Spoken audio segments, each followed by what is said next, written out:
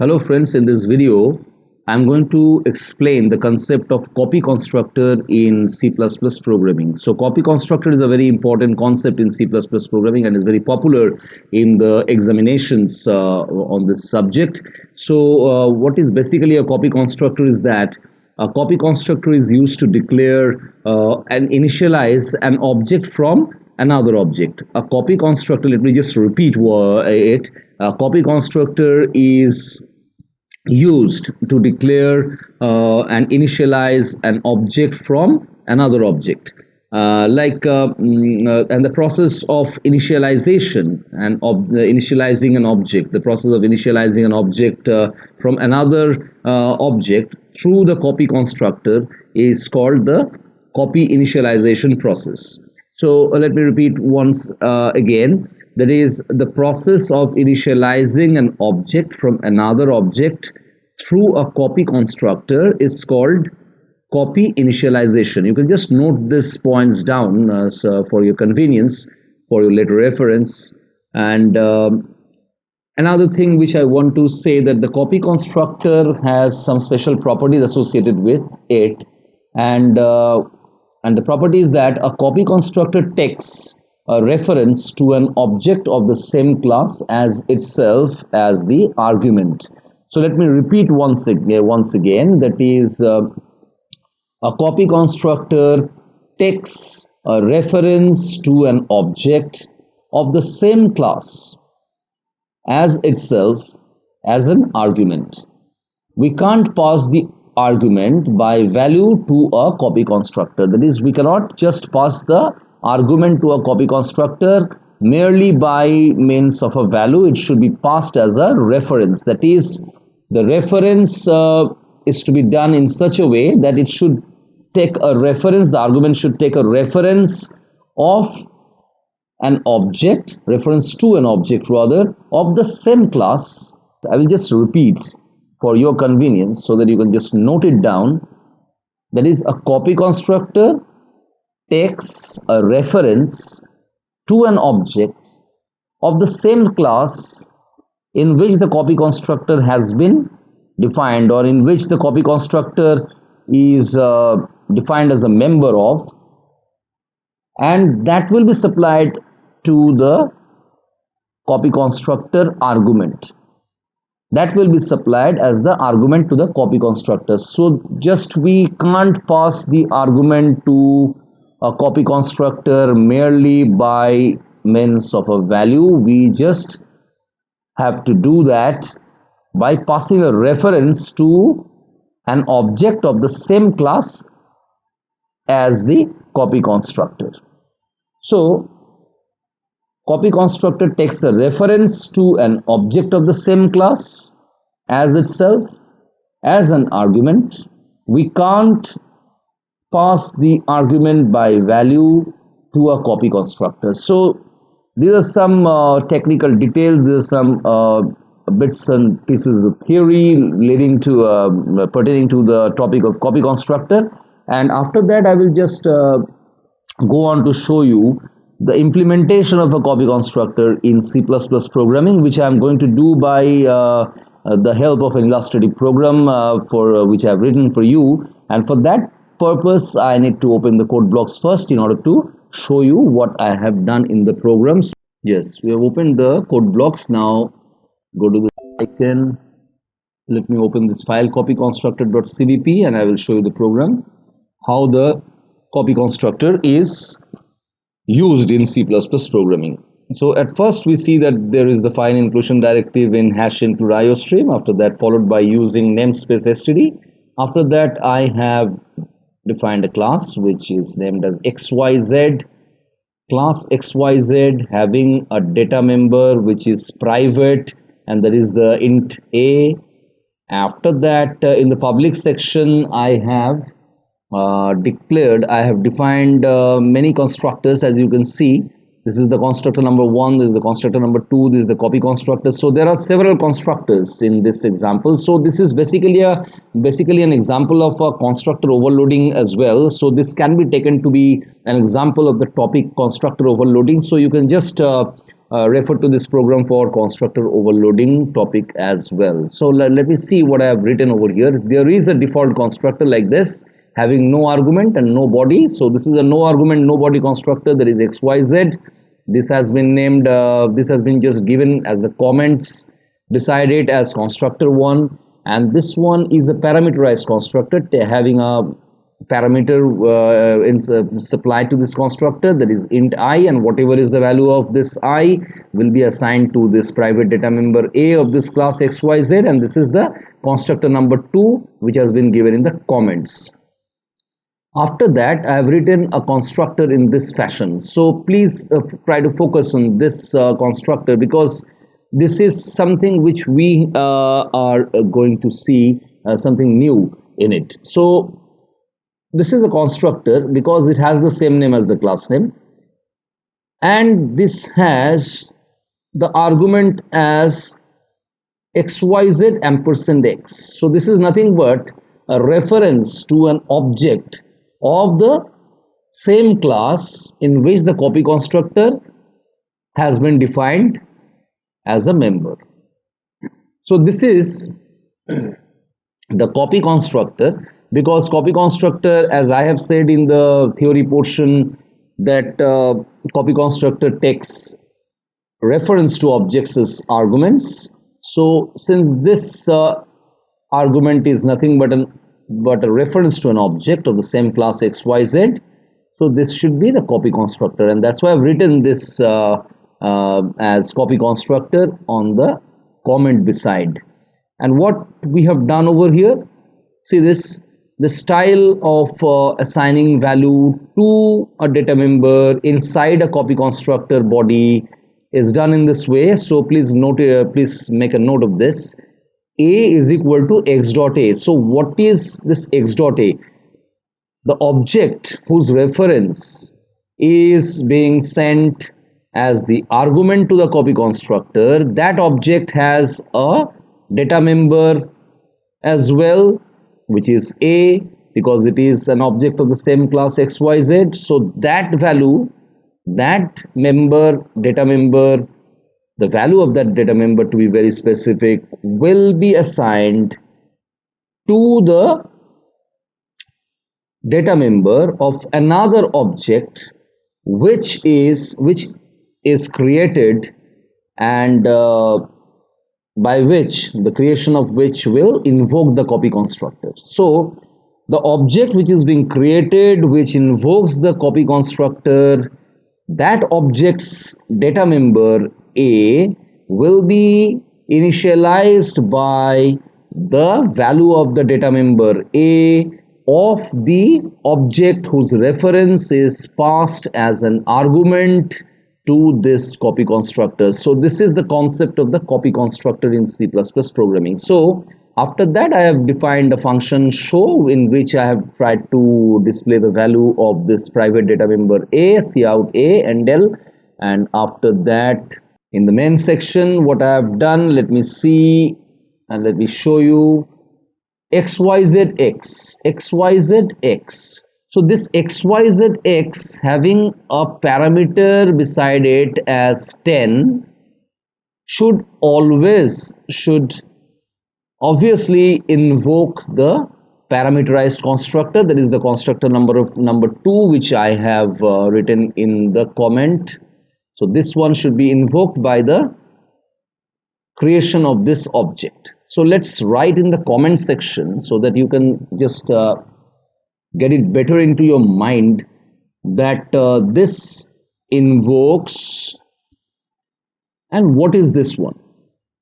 This one, we see that xyz, y, and in parentheses I have written x. So what is this x? X is this object. X is this object, and this has been supplied in the parentheses to the object y, which has been created in the second line. And this shows this, from here we can easily conclude that this y object will be initialized with the help of this object x, which has been already initialized with the value of 10 by the help of this uh, constructor number 2. So this x will now go to initialize, that is the value of the data member A in the object x, which is 10, will be going to initialize the data member value, the data member A value of this object y. So since we are assigning, we are initializing one object with the help of the other object of the same class, this can be considered to be the copy initialization process, and that definitely will invoke the copy constructor. So this x, the reference of this object x, will pass down in this manner, and whatever is the value of the data member A in x, that is this one on the right hand side, will be assigned to the value of the data member A in the object y. So this is the concept of the copy constructor. So I can just easily write beside this that this statement invokes, after that I see a line which is very similar to the second line, as we can see here that xyz, z is equal to y. So I have defined, created yet another object of the same class xyz as z, and given a simple assignment operator over here on the right hand side of which I have written the object y. So this is also very similar to the approach taken in the second line xyzy within parenthesis x, because this line will also act similarly by going to assign whatever is the value of the data member A in the object y, and that value will be assigned to the value of the data member A of the object z. So this is also a copy initialization process, and we can easily think of this to be the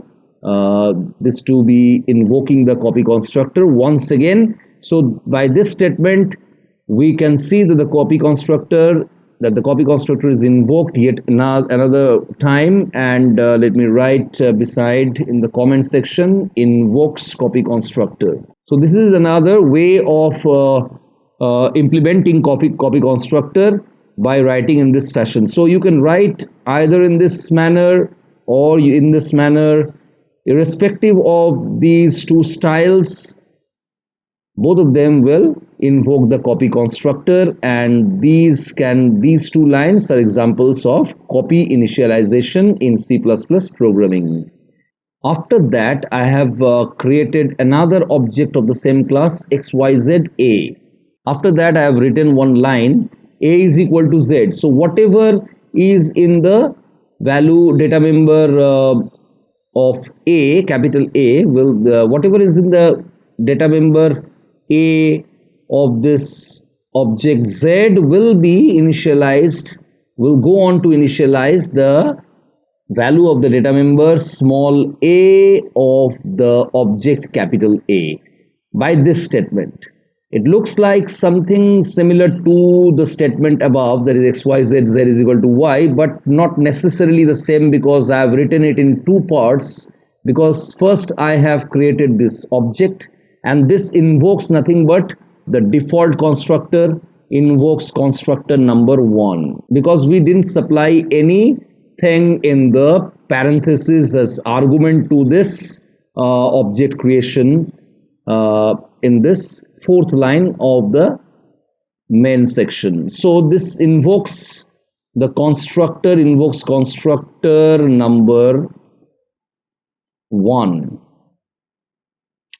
So basically this invokes this constructor, that is the nobody no argument constructor, this one, xyz constructor 1, this one. So now let's go to that line once again. So this invokes the constructor number 1. After that, I have just initialized in this fashion, that is a is equal to z. So whatever is in z will be assigned to a. So z will go on to initialize a, but this is not the pattern this is not following the pattern. This statement doesn't follow these either of these two patterns, because these two patterns looks like this: x y z y within bracket x, x y z z is equal to y. So these are the two styles in which we can do the copy initialization process. This line somewhat looks the same, but it is quite similar, but it is not exactly the same because it doesn't follow these two signatures, this styles rather. So these two styles are not being followed in this statement. So this is not an invocation of copy constructor. So it doesn't invoke the copy constructor. So let me just write it beside so that you can just differentiate it from this line. So it does not. So after that, I have just showed the different values of these objects, rather the values of the data member A within the respective objects x, y, z, and A by these lines: x dot show, y dot show, z dot show, and obviously A dot show. Yes. So our expected output is that, let me see what we have done. This 10 will be stored in the private data member small a of the object x. So A should show a value of 10 for x. So this line will print x is equal to 10, should print x is equal to 10. And since this x goes on to initialize the object y, then this line is also going to show something similar, that is y is equal to 10. Since this line is also written as to invoke the copy constructor, that is, this is also a copy initialization statement.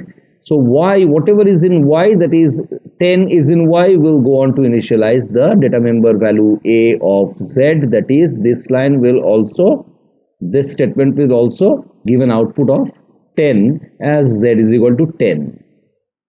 After that, it does not invoke the copy constructor, this a is equal to z, this line, it does not invoke the copy constructor, though it is the same thing as we have done in the previous two cases, that is this line and this line.